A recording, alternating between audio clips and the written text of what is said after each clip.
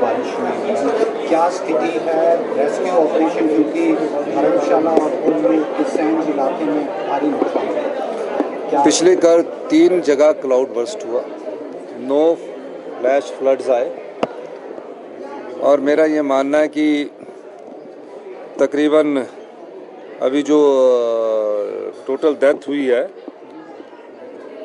वो 3 हुई है, 1 इंजर्ड हुआ है और कांगड़ा में 3 डेड बॉडीज़ मिल चुकी है, 6 लोग मिसिंग है।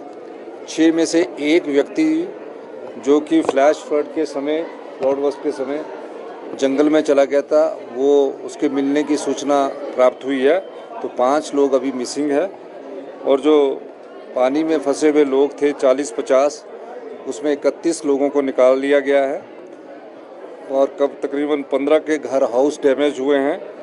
2 नेशनल हाईवेज़ को बहुत डैमेज हुआ है और मेरा यही अनुरोध रहेगा कि नदी नालों और के पास पर्यटक भी ना जाएं, नदी नालों से दूर रहें और बाकी जिला हेडक्वार्टर्स के इर्द गिर्द के सारे स्थान सुरक्षित है, वहाँ रह सकते हैं। नदी नालों में जाकर कोई साहसिक खेलों का प्रदर्शन करने की अभी कोई ज़रूरत नहीं है, क्योंकि बरसात में नदी नालों के किनारे जाना या अपनी जीवन से खेलना होता है, इस दृष्टि से भी वो बचकर रहें।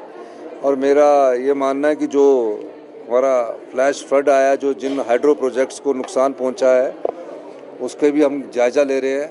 लेकिन हिमाचल प्रदेश पावर कॉरपोरेशन का जो सैंज में 100 मेगावाट का प्रोजेक्ट है, उसको तकरीबन बहुत नुकसान हुआ है, उस नुकसान का हम जायज़ा ले रहे हैं और निश्चित तौर पर 2 कुल्लू और 3 कांगड़ा ज़िले में मिसिंग है, जो तो उसके अलावा जो और मिसिंग है उसकी खोज जारी है। केंद्रीय मंत्री भी आपसे भेंट की है, क्या कहेंगे? नहीं, केंद्रीय मंत्री जी का मैंने धन्यवाद किया है। हमारी सरकार ने जो जब मैं 15 अप्रैल 2023 को वहाँ गया था, तो मैंने वहाँ आइस स्केटिंग रिंग की घोषणा की थी। किन्नौर में ट्रैवल बेल्ट के लिए हमने 2023-24 में हमने प्रोजेक्ट जो अनुमोदन के लिए भेजे थे, तो हमारे केंद्रीय मंत्री किरण रिजिजू जी ने अभी उनको सैंक्शन स्वीकृति दी है। उसके लिए मैंने उनका धन्यवाद किया है कि माइनॉरिटी और से जो आपको ने पैसा दिया उसके लिए आपका धन्यवाद है। लेकिन कुछ भारतीय जनता पार्टी के जो नेता है विपक्ष के, वो उनका श्रेय लेते हैं। फेडरल स्ट्रक्चर में श्रेय लेने की ज़रूरत नहीं होती, काम करने की ज़रूरत होती है। चाहे केंद्र में सरकार किसी की भी हो, आपने काम नहीं किया, आप 5 साल में कुछ नहीं ला सके।